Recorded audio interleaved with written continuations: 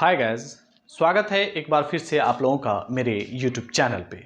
यहाँ पे आज हम लोग Bihar board 10th class annual examination जो 2022 में यानी 17 फरवरी 2022 से शुरू होने वाला है, उसी के बारे में आज हम लोग डिस्कस करेंगे। हम लोग देखेंगे कि हमें इस एग्ज़ाम में क्या करना है और क्या नहीं करना है, क्योंकि आपकी एक गलती आपके पूरे साल की मेहनत पे पानी फेर सकती है।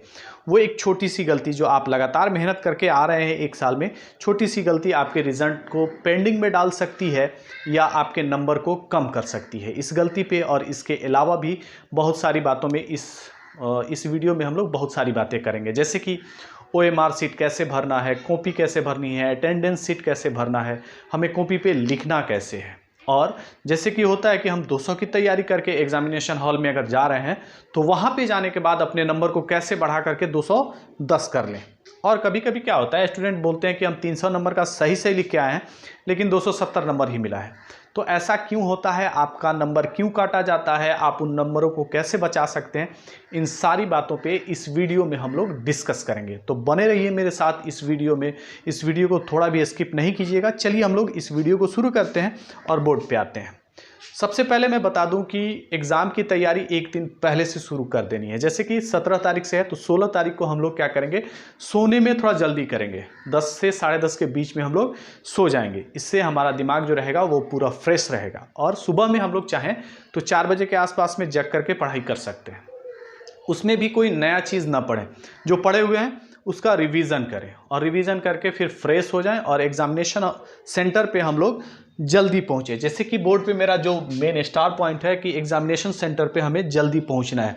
10 से 15 मिनट पहले, 20 मिनट पहले हम वहाँ पे पहुँच जाएं ताकि हमें इत्मीनान हो सके कि अब हमारा एग्ज़ाम जो है वो छूट नहीं रहा है। इससे आपका दिमाग जो है वो थोड़ा सा शांत हो जाएगा। उसके बाद जैसे क्या होता है कि आपको एग्जामिनेशन सेंटर पे बुलाया जाता है, चेक किया जाएगा वहाँ पे और आप अंदर जाएंगे तो अपना सीट वगैरह ढूंढ करके बैठ जाएंगे। आइए यहाँ पे देखते हैं एग्जामिनेशन हॉल में पहुँचने पर हम क्या करें। सबसे पहले यहाँ पे दिया है कि अपने निर्धारित सीट पे बैठें, अपने सीट को ढूंढें और वहाँ पे बैठ जाएं, निश्चिंत हो लें और अपने आप को ये दिलासा दे दें, अपने दिमाग को समझा दें, क्योंकि दिमाग ही सबसे ज़्यादा डरपोक होता है।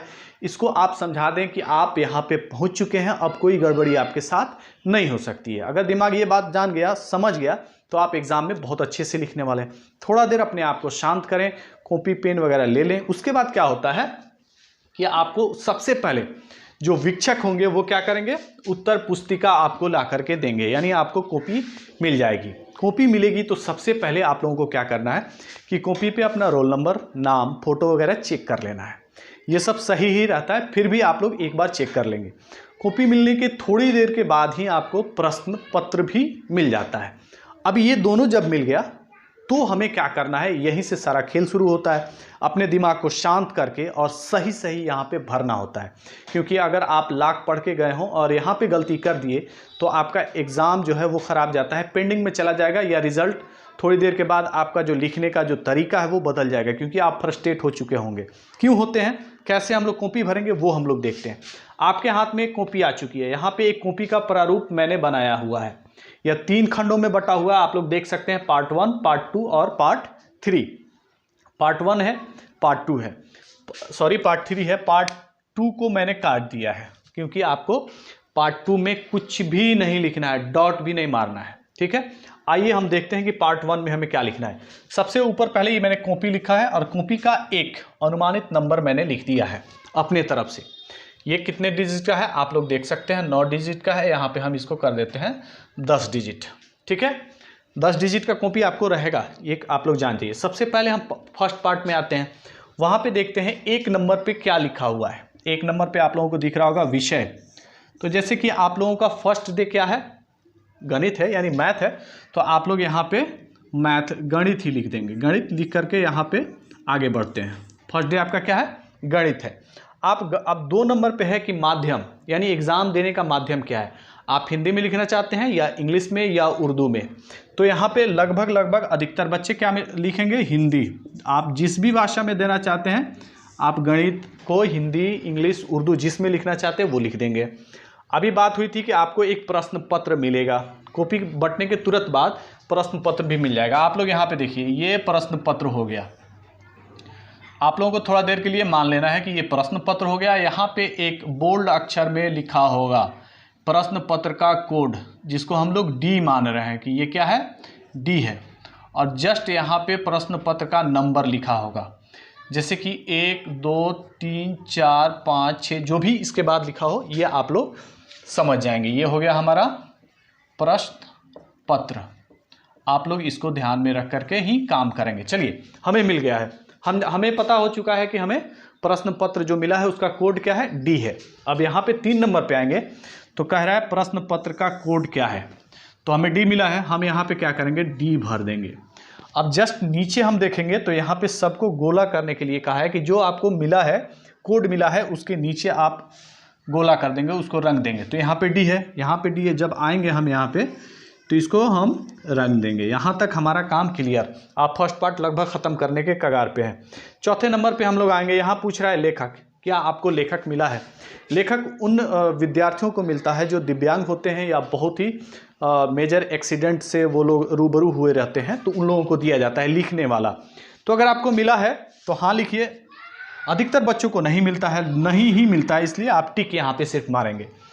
और पार्ट 1 में आपको इतना ही करना है, इसके अलावा कुछ नहीं करना है कॉपी में। पार्ट 2 में आएंगे हम लोग। पार्ट 2 में आपको छूना तक नहीं है, ये आपको जहाँ पे कॉपी चेक होगी वहीं पे इसमें आपका नंबर वगैरह भरा जाएगा।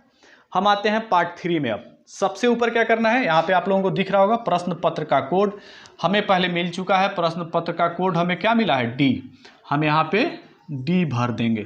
फिर वैसे ही रंगने का कह रहा है तो हम यहाँ पे डी के नीचे रंग देंगे। ठीक है, हमने रंग दिया। अब 10 नंबर देखते हैं, प्रश्न पत्र क्रमांक। ये कह रहा है प्रश्न पत्र का क्रमांक जो मैंने यहाँ पे लिखा है ये 10 डिजिट का होगा ये भी।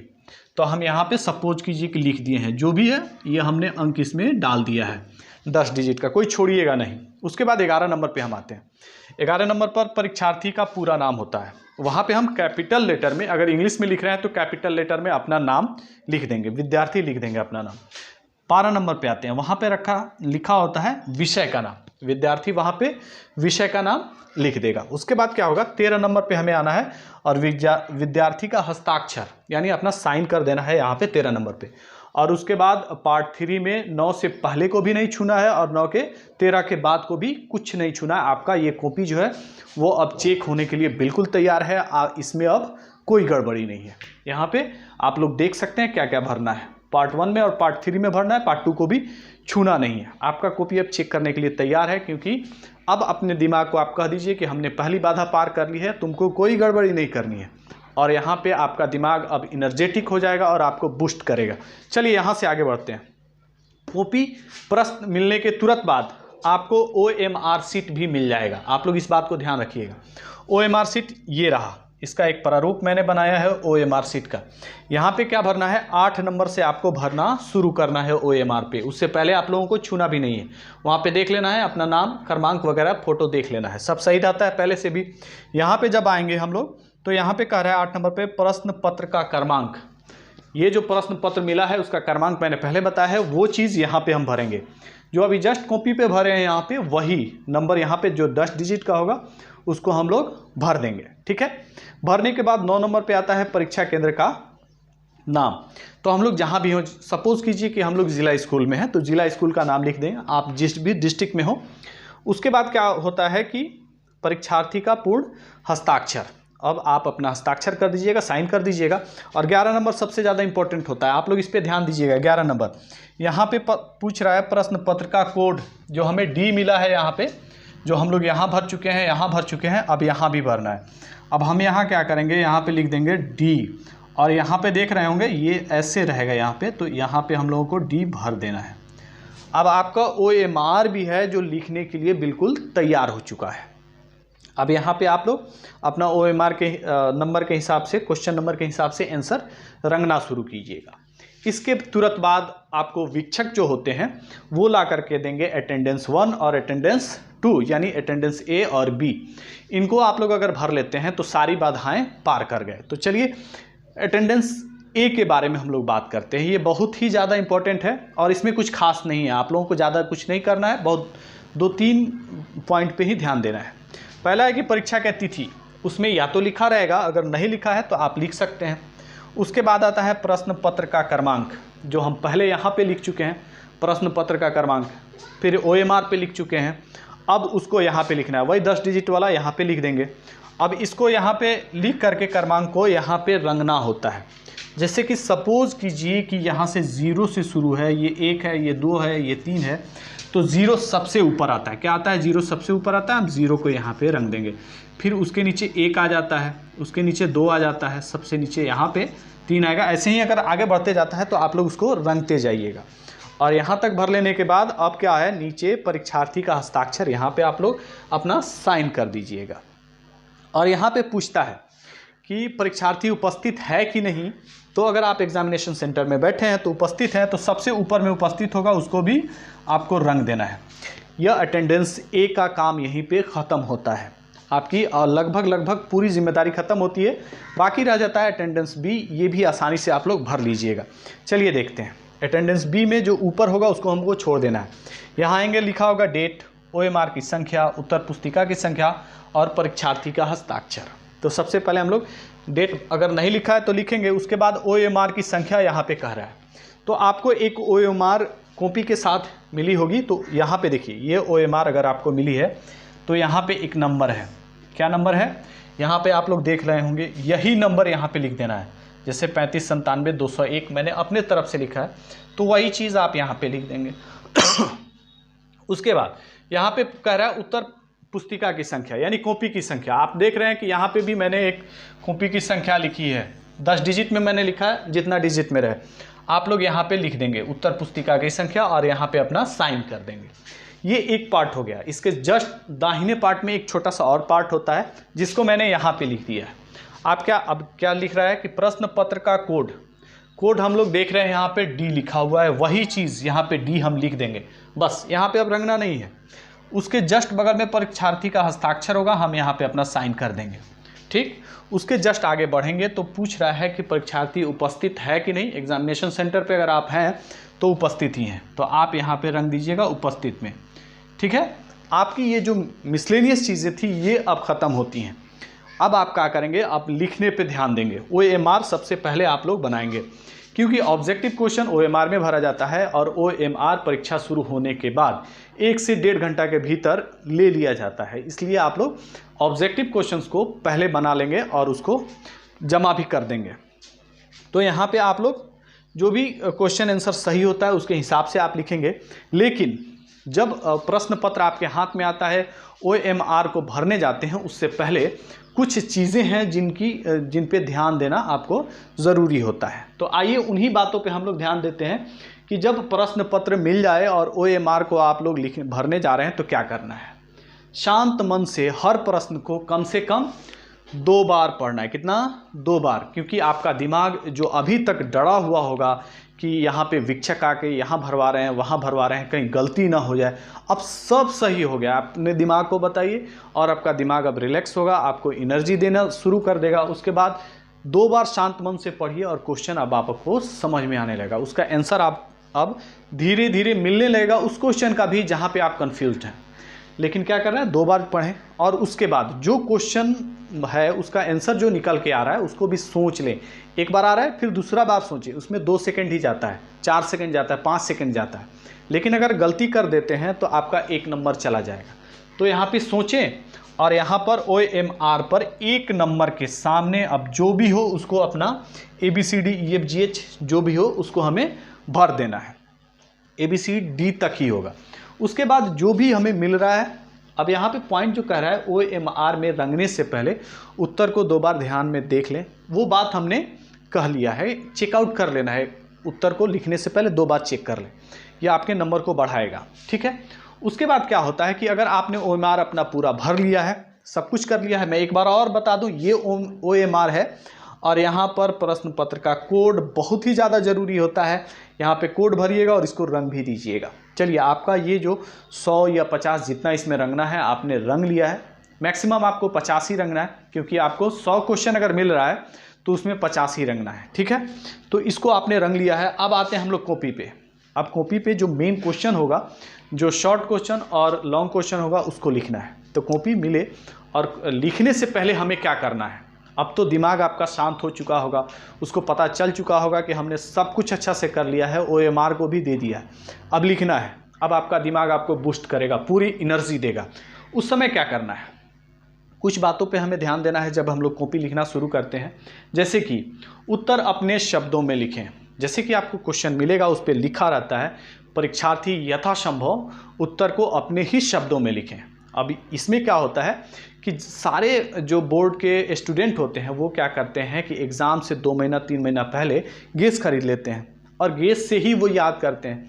अब परीक्षा में आप लोग सब लोग लिखना शुरू करते हैं। सपोज़ कीजिए कि कोई क्वेश्चन आ जाता है, सब लोग वही बात लिखते हैं, वहीं से शुरू करते हैं, वहीं पे ख़त्म करते हैं। एग्जामिनर को लगेगा या तो सबने चीटिंग की है या सबने क्या किया है, एक दूसरे से देख करके लिखा है, इसलिए सबका क्वेश्चन आंसर टैली कर रहा है। तो आपको यहाँ नहीं करना है, उस भाषा का यूज़ नहीं करना है, उसी बात को अपनी भाषा में लिख देना है ताकि एग्जामिनर को लगे कि आप पढ़े हैं, इन सब से अलग लिख रहे हैं, आपके मन में वो बात बैठी हुई है, आपके दिमाग में बैठी हुई है, इसलिए आप अच्छे से लिख रहे हैं और आपको वहाँ पे नंबर इन सारे बच्चों से ज़्यादा मिलेगा। तो ये रहा, हमने कहा था 10 नंबर ज़्यादा लाने का ये पहला ट्रिक है। अगर ऐसे लिखते हैं तो आपका नंबर खुद ब खुद बढ़ना शुरू हो जाता है। चलिए आगे बढ़ते हैं। यहाँ पे 2 नंबर पे कह रहा है कि साफ साफ लिखें।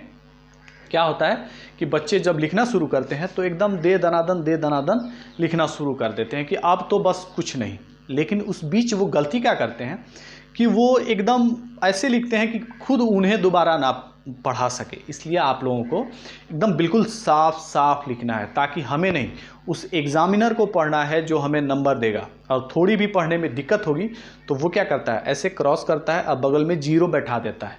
लेकिन क्या होता है ना कि आप वहाँ पे 100% सही आंसर लिखे रहते हैं, लेकिन वो पढ़ नहीं पाता इसलिए 0 देता है। और आप घर पे आके कहते हैं कि हमने उसको जोड़ लिया होता है कि हमको 300 नंबर आ रहा है, तो 5 नंबर तो वो कम गया। यही गैप होता है आपके और रिज़ल्ट में। आप कहते हैं 300 के लिए लिखे हैं, रिज़ल्ट आता है 270। तो यही गैप जो आप गलत लिख देते हैं, गलत तरीके से लिखते हैं, सही से पढ़ा नहीं पाता है, वो आपका नंबर काट ले जाता है। इसलिए आप साफ साफ लिखेंगे और वो चीज़ जो आप 300 कहते हैं ना, वो 310 में कन्वर्ट हो सकता है, बदल सकता है। तो साफ साफ लिखें। उसके बाद लिखने का जो सबसे बड़ा ट्रिक है कि अगर क्वेश्चन लिखना शुरू करते हैं कॉपी पे, तो हम देखेंगे कि इन 10 में या 15 में सबसे अच्छा जो याद हो क्वेश्चन उसको पहले लिखें। हमने उसको लिखना शुरू किया अपने शब्दों में, साफ साफ लिखेंगे जो सबसे अच्छा याद हो, और लिखते जा रहे हैं, लिख दिए। एग्जामिनर जब उसको चेक करेगा तो उसको लगेगा कि वाह, अपने शब्दों में भी लिखा है, साफ भी लिखा है और जानकार भी है, इसलिए आपको वो पूरा का पूरा नंबर देगा। ये बात आप लोग याद रखिएगा। अब क्या कीजिएगा, दूसरा नंबर जो क्वेश्चन आप लोग लिखिएगा तो वो वैसे क्वेश्चन को लिखिएगा वो जो पहले से थोड़ा कम हो। ऐसे करते करते आप लास्ट तक आएंगे, 10 नंबर तक आएंगे, और जो सबसे कम याद हो उसको लास्ट में लिखेंगे। यह शॉर्ट और लॉन्ग क्वेश्चन दोनों के लिए मैं बता रहा हूँ, ये ट्रिक आप लोग भूलिएगा नहीं। अब क्या होता है कि लास्ट में अगर मान लीजिए कि कोई क्वेश्चन आप बिल्कुल नहीं जानते हैं तो उसको छोड़ना नहीं है। क्या करना है, उसको पूरा का पूरा लिख देना है, क्योंकि आप शुरू से एक बहुत अच्छे तरीके से लिखते आ रहे हैं जो याद है, उसके बाद कम करते करते। तो अब 10 नंबर, सपोज़ कीजिए क्वेश्चन 10 नंबर आपको याद नहीं है, लेकिन क्वेश्चन के हिसाब से 10 लाइन, 5 लाइन शॉर्ट हो तो 5 लाइन और लॉन्ग हो तो 10 से 15 लाइन आप लोग लिखेंगे। कुछ ना कुछ ज़रूर लिख देंगे उसी के हिसाब से। अब लिख देंगे ना तो एग्जामिनर क्या होता है, वो सिलसिलेवार ढंग से चेक करते आ रहा होता है, उसके दिमाग में बैठ चुका होता है कि ये बच्चा काफ़ी बढ़िया है, काफ़ी बढ़िया लिख रहा है, हैंडराइटिंग भी अच्छी है, साफ़ सुथरा लिखता भी है और अपने भाषा में भी लिखता है। अब यहाँ पे वो एग्जामिनर क्या करेगा कि थोड़ी भी गड़बड़ी पकड़ी जाएगी ना, तब भी आपको अगर 5 नंबर का है तो कहेगा कि चलो इसको भी 5 दे देते हैं। तो ये नंबर जो 10 नंबर बढ़ना होता है ना, यहीं से बढ़ता है, कहीं और से नहीं बढ़ता है, यहीं से बढ़ता है, साफ़ सुथरा लिखने से। और कोई भी क्वेश्चन आप छोड़े ही नहीं, या तो 2 नहीं याद हो, 4 नहीं याद हो, सबका प्रश्न पत्र संख्या डाल करके वहाँ पे कुछ ना कुछ लिखें ही, ताकि आपको वो नंबर आसानी से मिल सके और आपका रिजल्ट जो हो ना वो काफ़ी बढ़िया हो। चलिए यहाँ पे मैंने लिख दिया है कि हर प्रश्न का उत्तर देना ज़रूरी है, जो मैं आप लोगों को अभी बता चुका हूँ। और इन सब चीज़ों के बीच एक चीज़ जो सबसे ज़्यादा इम्पोर्टेंट है वो ये है कि आप समय का भी ध्यान रखेंगे। क्या होता है ना कि हम लोग किसी क्वेश्चन को लिखना शुरू करते हैं, वो बहुत अच्छे से याद है, लिखना होता है हमें 1 पेज में, 2 पेज में, लेकिन इतना अच्छा याद होता है ना कि 4-5 पेज उसको लेके चले जाते हैं। कभी कभी ये गलती कर बैठते हैं अगर वो 5 नंबर का है। इसी बीच क्या होता है कि घंटी बज जाती है, कॉपी हमसे ले लिया जाता है और हमारा 4 क्वेश्चन छूट चुका होता है। तो एक को हम बहुत बढ़िया से लिखेंगे तो 5 ही नंबर पाएंगे, और हमारा 20 नंबर छूट चुका है। ऐसा बिल्कुल नहीं करेंगे। हर क्वेश्चन पे समान टाइम हम लोग बांट देंगे और टाइम के भीतर हर क्वेश्चन को लिख भी लेंगे। किसी क्वेश्चन को छोड़ेंगे नहीं, किसी क्वेश्चन को ज़्यादा नहीं लिखेंगे। अगर एग्ज़ाम में कोई गड़बड़ी भी होती है तो मन को बिल्कुल शांत रखना है कि ये गड़बड़ी नहीं है, हम बहुत अच्छा लिख रहे हैं। दिमाग फिर आपको बूस्ट करना शुरू कर देगा। बिल्कुल फ्रस्ट्रेट नहीं होना है एग्ज़ाम के दौरान। अगर आप लोग यहाँ पे दे रहा है कि समय से पहले अगर आप लोग लिख लिए हैं, समय शेष है, तो क्या करें, अपने क्वेश्चन जो लिखे हैं, आंसर जो लिखे हैं, उसको पढ़ना शुरू कर दीजिए। उसमें देखिए कि कहीं कुछ गलत ना लिखा गया हो। अगर गलत लिखा गया है तो उसको एक बार फिर से सही करेंगे। सही करने पे क्या होता है ना कि जो एग्जामिनर पढ़ेगा उसका मूड फ्रेश हो जाएगा कि वाह, बच्चे ने बहुत अच्छा लिखा है, और इस तरह से वो नंबरों की बारिश आप पे कर देता है। तो एग्ज़ाम में सबसे ज़्यादा जो ज़रूरी चीज़ें हैं लिखने में, ये मैंने बता दिया। वहाँ पे जाने के बाद आपको ये भरना है, ये सारी चीज़ें भरना है। ये प्रश्न पत्र है, उसका जो ये कोड है ये अभी ऐसे बोल्ड होगा, आप लोग देख लीजिएगा। इन सारी बातों पे ध्यान देना है। मैंने कहा है कि रात में जल्दी सोइए, सुबह में जल्दी जग करके रिवीजन कीजिए। 10-15 मिनट पहले पहुँचिए। वहाँ पहुँचने के बाद चीट पुर्जा आप लोग बिल्कुल नहीं लेकर के जाएंगे, पढ़ के जाएंगे। अपने दिमाग को, दिल को तसल्ली दे दें कि हमने बहुत पढ़ा है, कोई कमी नहीं है हमारे पढ़ाई में। इस तरह से आपका एग्ज़ाम काफ़ी बढ़िया जाएगा। बस कहीं भी हड़बड़ाना नहीं है, फ्रस्ट्रेट नहीं होना है। अगर मानते हैं कि यहाँ पे भरने में कोई गलती ही हो जाती है या यहाँ कहीं भी, तो फ्रस्ट्रेट नहीं होना है। ये नहीं समझना है कि बस ख़त्म, वहाँ से पूरा अभी दुनिया खुला हुआ है। आप उसको काटे एक लाइन में और फिर लिख दें। नहीं तो अपने विक्षक से कहें, वो वाइटनर दे सकते हैं वहाँ पे, उसको फिर से आप कर सकते हैं। वहाँ पे बिल्कुल फ्रस्ट्रेट नहीं होना है, अपने एग्ज़ाम को आगे लेकर के जाना है। तो चलिए, हम लोग अब वीडियो के अंत की तरफ पहुँच चुके हैं। हमारी शुभकामनाएं आपके साथ हैं कि आपका रिज़ल्ट बहुत अच्छा हो। आप अगर ऐसे लिख करके जाते हैं तो रिज़ल्ट के दिन आपके साथ आपके माता पिता और टीचर काफ़ी ज़्यादा खुश होंगे। साथ ही साथ मैं भी खुश रहूँगा कि मैंने कुछ आप लोगों के लिए किया। मिलते हैं हम लोग नेक्स्ट वीडियो में, तब तक के लिए थैंक यू।